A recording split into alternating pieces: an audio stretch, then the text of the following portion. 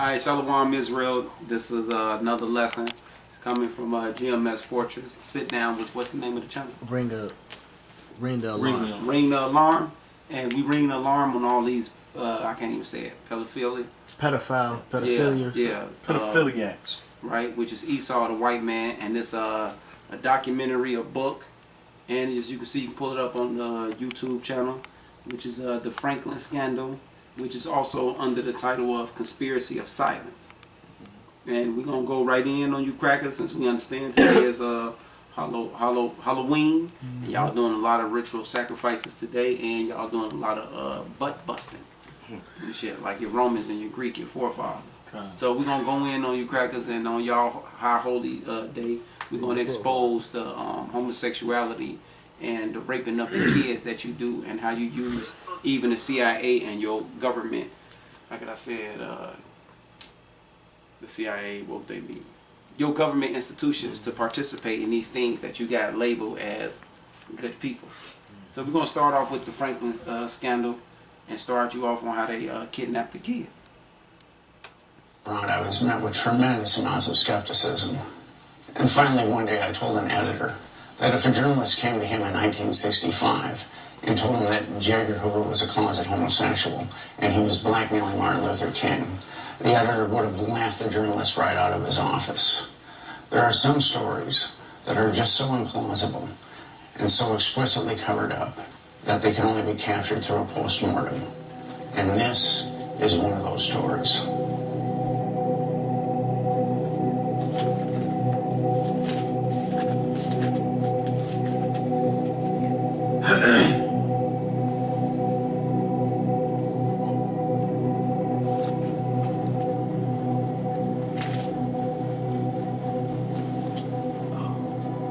This is really a stunning mystery, a 24-year-old cold case involving a 12-year-old Iowa boy.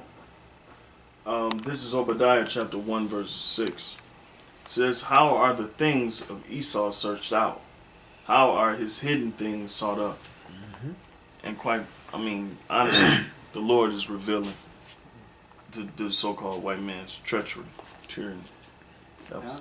This is how you say it, track record. Yeah. It's being shown to the world now, right through us of who? Of Great Millstone. He disappeared delivering newspapers. Now his mother, who has held out hope all these years that he's still alive, says now that someone left photographs showing her son bound and gagged at the time of his disappearance, 24 years after he went missing. Since Johnny's disappearance, Noreen has dedicated her life to finding the son she says is never far from her thoughts. Because if I stop, there will be no one looking for this boy. No one. I'm his mother, and that's a commitment. It is just yet another twist in a very bizarre case. Such a torturous experience for his mother.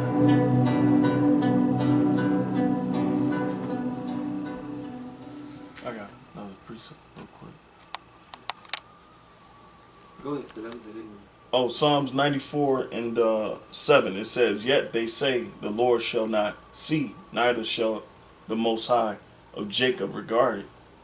It says, understand ye brutish among the people, and ye fools. When will ye be wise? He planted the ear, shall he not hear? He formed the eye, shall he not see? Yep, that's it.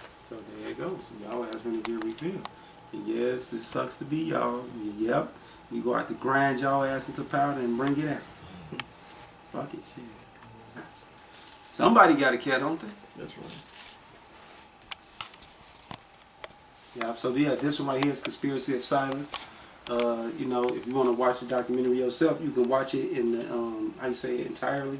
But we gonna chop it up into segment and use the points. Okay, and what we gonna use it? Oh, okay. I think that's where I was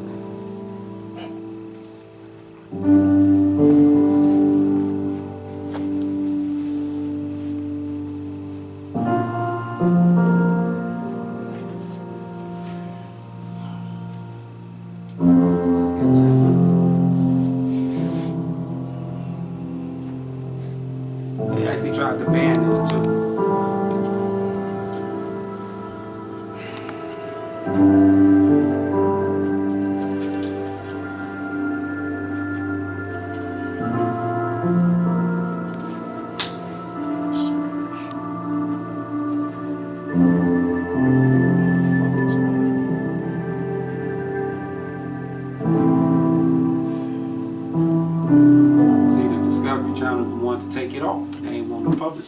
Con.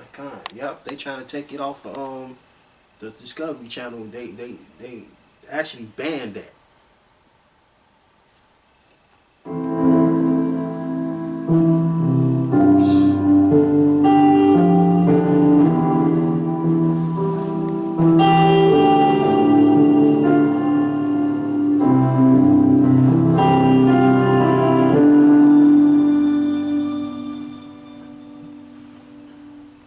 Like motherfucker back in school.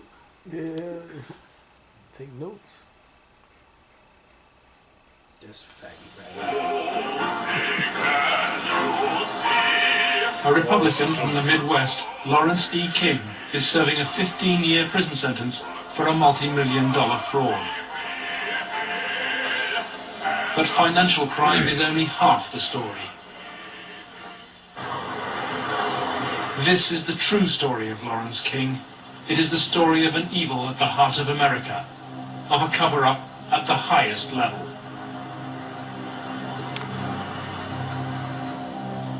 One man is attempting to uncover the full story. John DeCamp is among the most highly decorated Vietnam veterans. A former Republican state senator in Lincoln, Nebraska, he is now a lawyer fighting the legacy of Lawrence King's evil network. It's a web of intrigue that starts at our Holy of Holies, Boys Town, Nebraska, one of the most respected institutions in the United States, and spreads out like a spider web to Washington, D.C., right up to the steps of the nation's capital, the steps of the White House. Involves some of the most respected and powerful and richest businessmen in this United States of America. And the centerpiece of the entire web is the use of children for sex and drug dealing and drug couriers, the compromising of politicians, the compromising of businessmen, but worst of all, the corruption of key institutions of government that have the duty and responsibility to make sure these things never happen. World-famed Boys Town is in the news again. Made famous by an Oscar-winning film, Boys Town, Nebraska is America's favorite children's charity. It was founded in 1917 by Father Edward Flanagan. Spectacle in our social life is the neglected, unwanted, and unloved boy who has become a serious problem in our society. Boys Town was started to the home for orphans. That was after World War I. And since then, society has changed and the problems of boys have changed.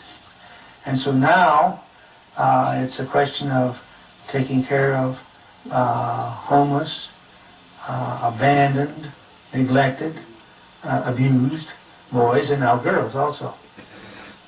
With cash reserves of 500... Yeah, that's it. Because I only you ain't watching the whole thing. That's what I had to look like. Hold on, man. I ain't trying to watch this whole movie. Go just jump to 23 minutes. Because I had to give them an introduction on what it's about, where it was, who the key players, starting off. And now we're going to go into the cover-up. Yeah, I remember this. Yeah, dude. And I did, but gladly. I even said to him, you stupid fucker. I just sit in here paying me money. How can you get into that? And I got, beat up by it. I came home here a lot of times beat the shit from, misspeaking my tongue, so to speak, and, just telling them how I felt sometimes. Drugs are a strong part of how they got control of some of the kids, because that's what some of the kids were there to get. They would do the sexual acts and then be provided with cocaine or whatever. Because he was a victim of that shit, right? Yeah. But that was my drug of choice. Till this day, I remain an addict. Larry King was, I would say, the center of transporting the children around the country. The airplanes were usually in his name, at least in his name. They were paid for by Larry King. That's in Pasadena. That's Blue in Pasadena. Larry King was there, there was 3 boys that I had seen at one of the receptions at the French Cafe were there, and I was positive they were Boys Town boys. Almost positive. They were there. Graduates of Boys Town or present? I didn't know present, they were young. How would they get away from us? I have no idea. Okay. Boys Town came up frequently during the investigation, and we found it very difficult to get information about Boys Town. I was not able to find any information on my visit there, and Mr. Curatori could not get information either.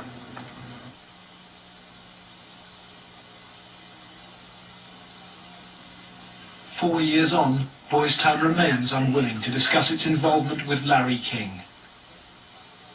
We asked for an interview with Chief Executive Father Val Peter, but Boys Town's Public Affairs Officer refused. I would have to give you a flat no. I'm just going to tell you at this point that we will not participate with you. We have no interest in talking to you folks. It's something that we don't even care to delve into. Dang. Hi. Hi, is Father Val Peter available, please? You check in his office. First one on the... Thank you very much. We're here because we have to give Father Val Peter and Boys Town every opportunity to talk to us about the very serious allegations. Turn the recorder off. Please step outside. Why is it that Boys Town is unwilling to discuss your relationship with Larry King? We don't have a relationship with him. I'm afraid papers that we possess show that Boys Town had a relationship with Larry King. I just suggest you be very careful about what you report. Excuse me. I'll let you leave.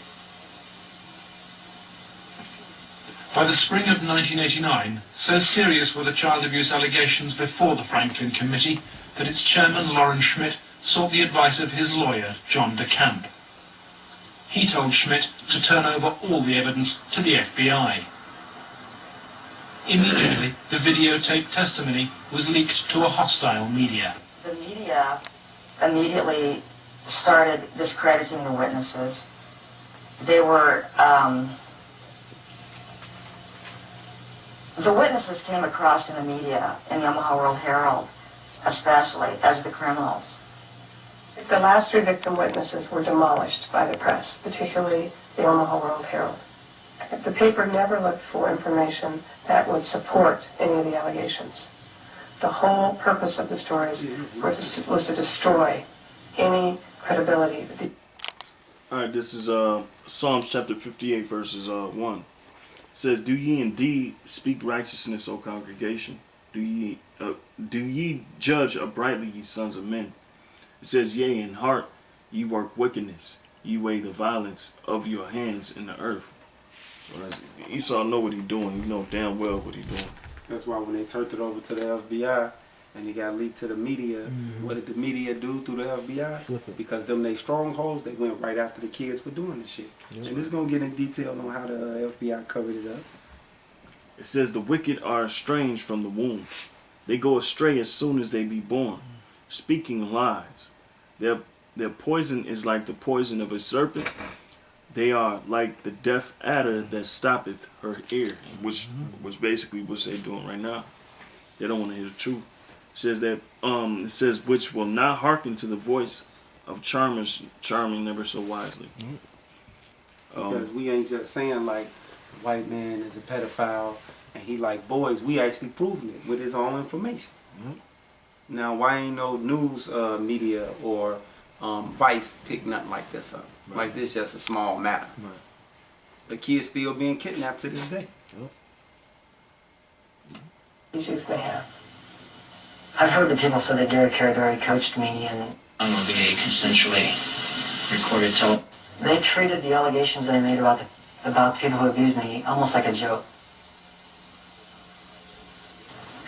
The information did not come our way. It was given, as I said, to the FBI and Nebraska State Patrol. They conducted their own investigations of the information. The stories were of such significance that the investigators first wanted to prove the accuracy of the stories. As they set about the investigation of the three, initially three, and then a fourth person who were telling the stories, as the investigation developed, it became obvious to the investigators that the information was not accurate, that in fact It was an entire conspiracy of allegations, none of which had any truth to them. I was very disappointed with the way the FBI and law enforcement treated the victims. They, in fact, turned them into the offenders, so to speak.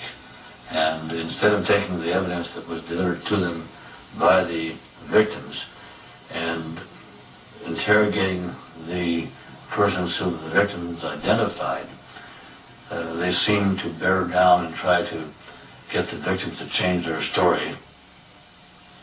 Troy Bonner was brought in for questioning by the FBI. The FBI's attitude was, just no, these kind of things don't happen. And from the first interview when I went, when you realize they don't believe a fucking thing I'm saying, they were just appalled, but I realized what that look in their eye was back then. It was fear. It was fear of them, I had witnessed, firsthand things that would, destroy this city, people, a position, what I mean? It's not going to be believed, they said. It will not be believed. You will be found guilty of perjury. They weren't telling me maybe. They were saying, there's no way. You go on with this story, you're going to jail. That was said to me direct. Just out of fear. I came to recant the story out of fear. Troy Bonner agreed to recount his videotaped testimony and state instead that his evidence had been invented. Next, the FBI used Troy in an attempt to trap Alicia Owen into recanting her evidence about Larry King's ring of powerful pedophiles.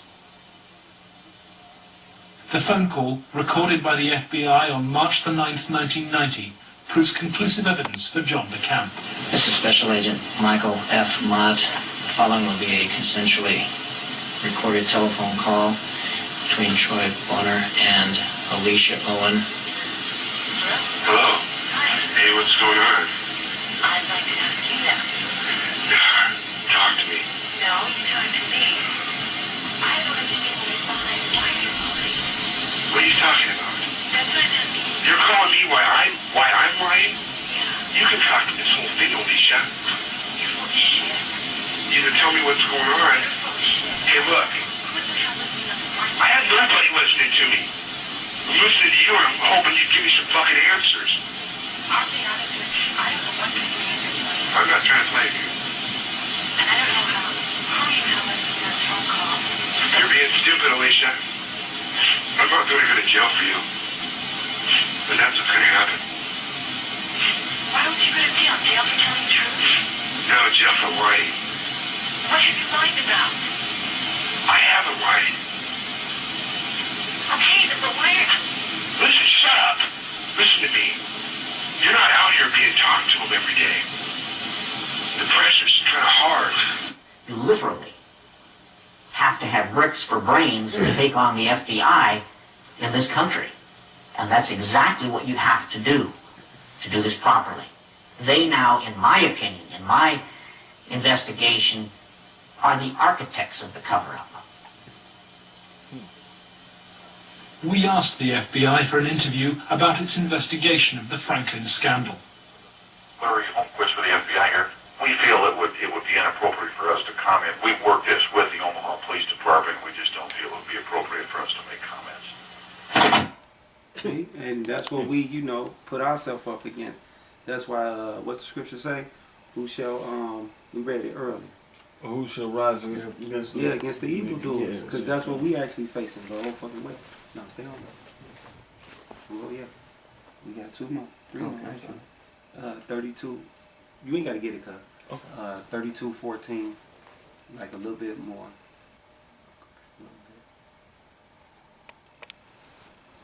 You start like that. Yeah, you can roll. New witnesses on the streets of Omaha. They found themselves under constant threat. 40. Gary was threatened several times. His vehicles were tampered with. I would think whoever tampered with them, it was a scare tactic because it was so obvious that they were being tampered with. Gary there was one piece of evidence I know he got that he even said he got one step ahead of them this time. He told us about this book. It was like addresses, telephone numbers, names. He said if they... Oh yeah, this is the guy who originally picked the case up and went all the way with it. They're going to actually end up killing him. And the guy is going through the process of telling you how even though the FBI was trying to cover everything up, he actually got one step ahead of the FBI. And this is what's going to be the demise of him. So this is like the, you know, people you going up against. So you got to understand what you got yourself involved in. That's why we go full in on these damn crackers. So he picked it up and re-exposed them. Yeah. He had some more evidence that the FBI wasn't able to cover up, because he actually got the phone books and shit of all the kids and who was coming there, how much they was paying. And he even got the name of the senators and shit of everybody that was coming to them parties. Yeah. and him and his son died in a plane crash. Go ahead. They had to kill him. If they knew he had it, they'd kill him. On July the 11th, 1990, Gary Caradori and his 8-year-old son, AJ, were flying home from Chicago. They had watched the All-Stars baseball game, and Caradori had been pursuing new leads. Investigators from the National Transportation Safety Board are in Harold Cameron's cornfield trying to determine what caused this private plane to crash, killing its 2 occupants.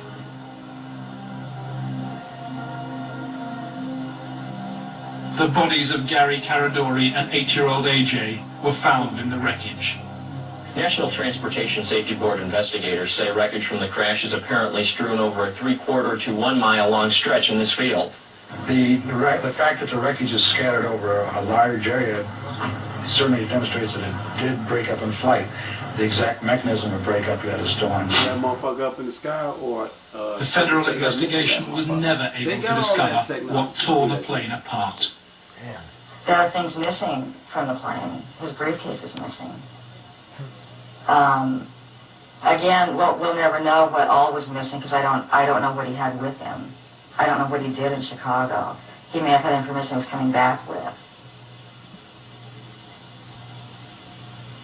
Within 24 hours of the tragedy, FBI agents impounded all records of the investigation.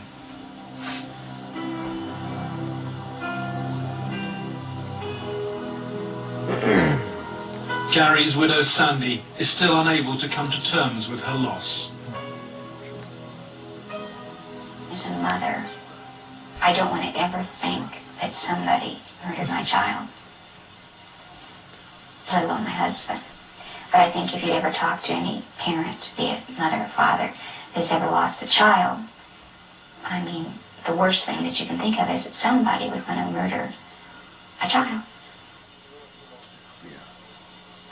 I really feel that somebody killed my brother. And inside me, I know that somebody killed my brother. If somebody could help us out somewhere, somebody knows something. And may God help those who did that to him and his family. That's that shit they did with Gary Caradori's death pricked Troy Bonner's conscience. He promised Sandy that he would recount his recantation and tell the truth. Set the record straight. I was, going to do it. And would, the truth would come out, and somebody would be held accountable for his death. And then at the funeral, I had seen, FBI guys, and they looked at me. I was supposed to meet Senator Obetz and Schmidt for lunch after the funeral. And, that's when I decided, I told my mom, we're not going to do the lunch. We're going to hightail it out of Lincoln now. The effect of Gary's crash on the investigation, I think, in effect, put an end to anybody else coming forward with sensitive information like this. That's when I was finished, because I figured out if they murdered Gary and his son, there was nothing that would stop them. There was no piece of paper, there was nothing we could come up with that was going to get anything done. Under pressure from the FBI, Troy Bonner agreed to tell a Douglas County grand jury investigating Larry King that he and Alicia Owen had concocted the entire child abuse story on payment of a $500 bond. Troy Bonner was to be the star witness against Alicia Owen, but he grew uneasy about maintaining what he claims were the lies fed to him by the FBI. But when his brother Sean died in an inexplicable gun accident, Troy and his family were convinced they'd been sent a warning message. You know, and they killed him just flat out, right? Somehow, professionally, made something happen, you know, to shut me up. The purpose of Sean's death? To instill fear. And worked.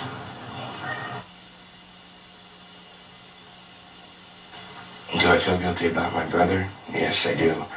That's where all this is coming from. This is where the energy, that's where the energy is coming from, that I'm getting to do this. It's for him, because, I mean, it should have been me there instead of him. Really. I mean, I'm not trying to make anybody feel bad, but I mean,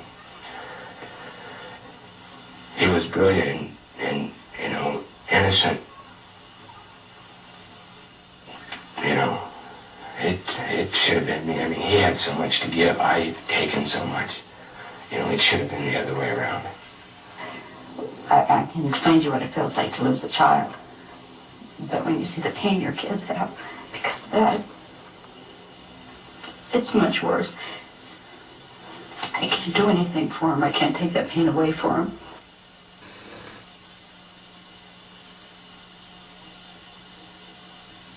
Lawrence Schmidt's legislative committee issued a report denouncing the grand jury. 2 months later, it was disbanded, leaving Schmidt a broken man. The message was not lost on most politicians in Nebraska. I think the message that was delivered was, if any legislative committee ever tries to conduct a thorough investigation again, the same thing will happen.